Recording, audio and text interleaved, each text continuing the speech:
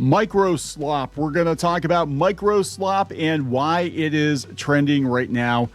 A lot of backlash, a lot of people not feeling it with Microsoft, a lot of people switching from Windows 11 to Linux. Some people even downgrading from Windows 11 to Windows 7. I am not kidding. A lot of people are reinstalling Windows 7 on their computers. So we're going to see why everybody's so angry at Microsoft right now, other than the obvious, right? It's a greedy corporation that wants to shove AI into everything and make your computer virtually unusable and also spy on you and upsell you at every opportunity they get, right? But yeah, apparently the CEO is Satya Nadella. Penned an AI-heavy blog post to close out 2025. Basically, we're not allowed to call it slop anymore. People still are, and they're tuning out. They're uninstalling Microsoft. I think a lot of people are getting tired of it. Windows has always been, kind of touch and go. It seems like every other version is good, and when they have a good thing, they don't know when to quit. While they're ahead, Windows 10 was actually a pretty solid operating system. And, I begrudgingly converted some of our systems over to Windows 11, but I made sure I stripped Copilot out of it. And I used an application called Shut Up Windows 10/11 to get rid of some other, stuff I don't want. It seems to run fine now, but I do like Windows 10 much, much better. Anyway, we're going to talk about this. We're going to talk about the exodus to Linux. A blistering 6% of computer users are using Linux now. Hey, that's saying something. But actually what shocked me more than anything was Windows 7. People going back to Windows 7. So, yeah, before we get into it any further, please subscribe for more pop culture news, views, and rants, guys. No woohoos in this video. A lot of people are very upset with Microsoft. It wouldn't be appropriate. Hey, if you want to know how to install Linux Mint, and it's very, very easy, go out to a video we did a couple of weeks ago. We made a DIY Linux Steam machine with a Geekom computer. Now, people were wondering why I put Mint on the mini computer instead of Steam OS. I did that so you could use it for other things. And it's also the easiest version of Mint to install. If you guys are not familiar with Linux Mint, go check it out. It's just linuxmint.com. It is very, very Windows-like. It actually reminds me of Windows XP. And pretty much anything you can do on a Windows machine, you can do on Mint. And I guarantee you your computer is going to run a hell of a lot faster because it doesn't have all the bloat.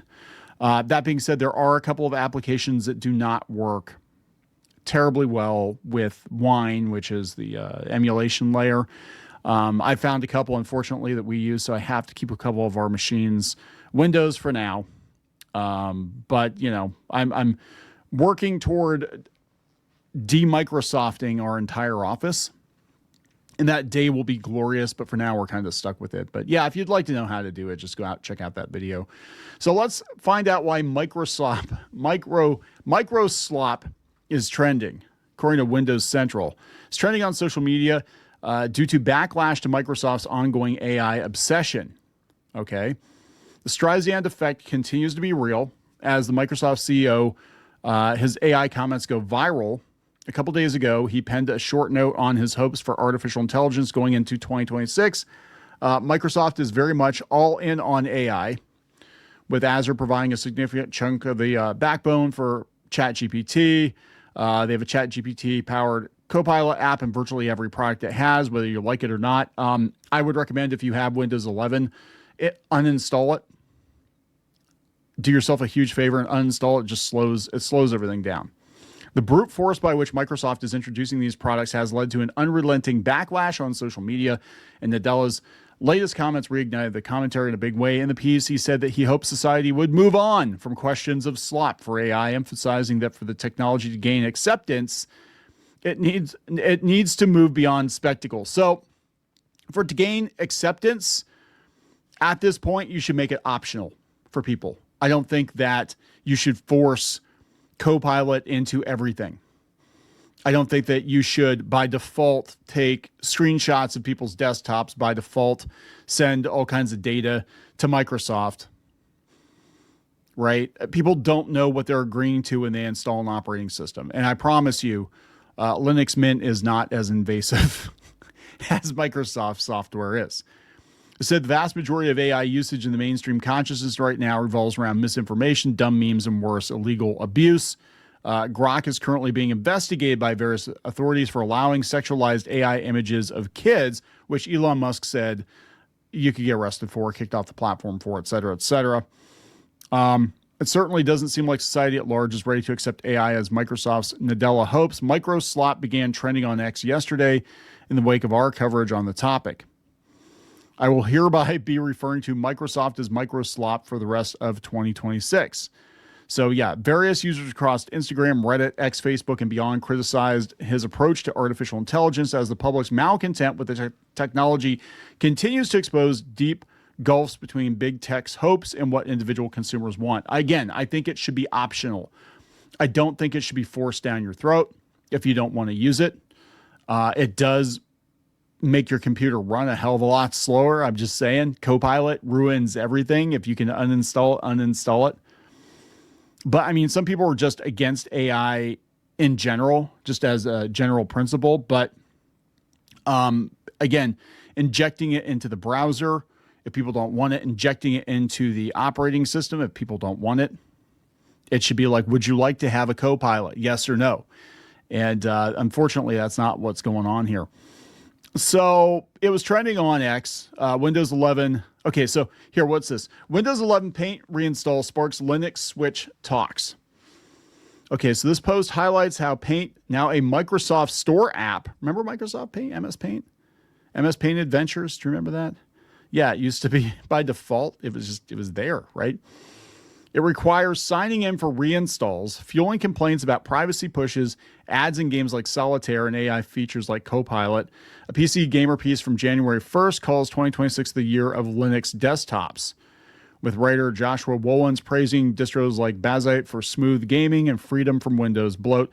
The main reason I recommended Mint is it is probably the easiest to install, and it's the easiest to migrate to if you're used to Windows. Especially Windows XP. But anyway, there we go. So this person says they got rid of Calendar. Bayolden says they got rid of Calendar unless you're signed into Microsoft Outlook so they can mine your personal data and make money off of you. Yeah, they want you to sign in for everything now. And YouTube was kind of in on it, right? Because they were like, if you teach people in a video how to do an end run around Microsoft sign-in, they consider that like a hack or a spam or a dangerous content. So I'm not going to tell you how to do that. I am going to point you in the direction of Linux. I am going to tell you, and it's something you can do, to uninstall Copilot. Just go into your apps and uninstall it. Usually they have Copilot. I just did this on a couple of machines the other day. Copilot and then the 365 version of Copilot, and just get rid of the bloat. Also download Shut Up Windows 10 11. Download that, and it'll take care of some of the other stuff too. Linux is about to inherit the earth, says Simi. I need a new PC soon. I'm never installing Windows 11's AI shit. I don't see how Microsoft ever comes back from this generational fuck up. There's something fundamentally broken in their OS product and engineering teams. The Linux desktop experience is the best desktop experience I've ever had. Yes, I agree. It's look, if you love Windows XP, and who doesn't love Windows XP? It's very much like that. What is this person replying to? This is ass. I hate the Linux desktop experience. It sucks ass. Well, which version of Linux? Hello, this is ass. This is better than Mac and Windows. Yeah, Linux is pretty damn good. Depends on the distro. Mac is better. Mac is probably worse. Experiences vary. Sometimes shit doesn't work. I haven't had any problems with Mint. I'm just telling you. Linux doesn't ask who you are, it asks what you can build. So there we go, guys. So what's interesting, though, is that everybody is kind of turning against Windows 11 because of the intrusive features. And, it's just not, it's not a lightweight operating system anymore. It's basically, it feels like a marketing tool. Like, oh, you got this operating system on your desktop. Okay, cool. We're going to push as many ads to you and as many things that you don't want as possible. We're just going to throw stuff in front of you because mostly it's, your grandma using it or whatever, playing solitaire. Oh, we'll throw some ads in there. for Centrum Silver or something for grandma. That's what they're doing, right? But they said Windows' reputation might be at its lowest it's ever been as 2025 comes to a close. And people were mad that they had to switch from Windows 10 to 11. And I've heard there's some fuckery going on there too. Like if you pay for support, you're not actually getting support and they're going to keep pestering you about upgrading. They said, yeah, this year is the perfect time to strengthen Windows 11 as a viable replacement for millions of users. Instead, Microsoft spent most of the year shoving the OS full of half-baked AI features, all while letting the quality bar slip and shipping new bugs and issues on almost every on an almost monthly cadence. Everything Microsoft has done when it comes to Windows this year has eroded the platform's reputation in ways I haven't seen since Windows 8. Yeah, Windows 8 was ass. A lot of people forgot Windows 8 existed. They were trying to turn your desktop into a mobile device, and the only thing I've ever had Windows 8 on was my Surface Pro. Like I bought a first generation Surface Pro, and I had Windows on that, Windows 8 on that, and it was ass. But it was usable ass because I was using a stylus with it, but it was terrible. Everything Microsoft has done when it comes to Windows this year has eroded the platform's trust. Okay, there's so many problems with Windows as a platform right now, it's hard to know where to begin. AI obsession hurting Windows. Again, you can uninstall Copilot. You can, but most people aren't going to. And they're counting on that, right? They said the issue that made headlines this year is AI as Microsoft falls over itself trying to make Windows 11 a frontier platform for artificial intelligence. Unfortunately, this effort feels like it has been prioritized above everything else, including quality of life and overall platform stability. Yes, it will slow your computer if it's an older computer, especially to a freaking crawl. Okay, it's not good. Copilot has forced its way into almost every surface and intention on the platform. Uninstall it. Notepad even has a Copilot button, which is something literally nobody has ever asked for. Microsoft's AI intentions feel obsessive and forced, almost as if the company is just throwing everything at the wall to see what sticks. Yeah, they're going to make you like it. They're going to be like, hey, we're going to just inject it into everything, and you're going to see how much easier your life is if you don't throw your computer against the wall. You're going to see how much easier things are. And that's all people care about. I mean, normal people, normies, that's all they care about is my computer running well? And for a lot of people, as soon as you upgrade to Windows 11 with all the shit, the bloat, no, your computer is not running well unless you strip it down, which I have done. And that's the only way I will run Windows on anything.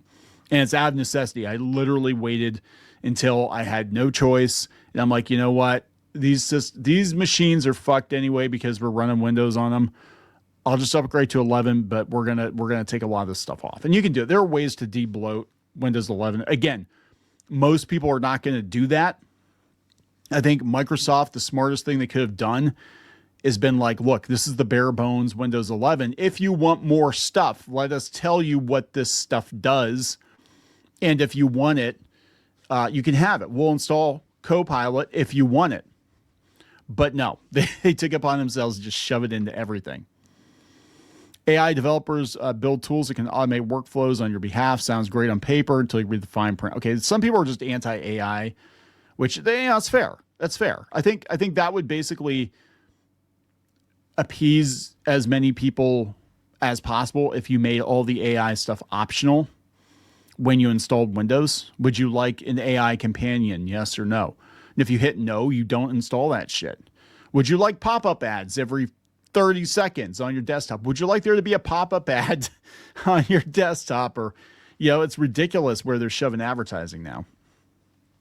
But Windows 11 without the AI and without all the advertising shit and the spyware is actually okay. It's actually okay. It's just, it's in there somewhere. There's a good operating system in there somewhere, right? You'd like to think that feature with such serious security concerns wouldn't make it out of the lab, but because this is AI, Microsoft doesn't seem to mind. A large chunk of the AI features that were announced this year are also Copilot Plus PC exclusive, which means most of them require an internet connection and your data sent to the cloud to be useful. Oh yes, they love your login. Got to give them your login. Pretty soon they'll just be like, hey, would you like to sync your digital ID that was forced upon you? Would you like to sync it with Windows so we know where you are? We know what computer you're on all the time. Yeah, Linux doesn't do that. They said eventually Windows is going to evolve into an agentic OS, sparking one of the biggest amounts of backlash I've seen around Windows this year. His post was so negatively received, he had to disable replies and issue a follow-up statement reassuring customers Windows would continue to innovate outside of AI too. They all want to do this. Adobe wants to be an AI company. Just make good graphic design software. Microsoft wants to be an AI company.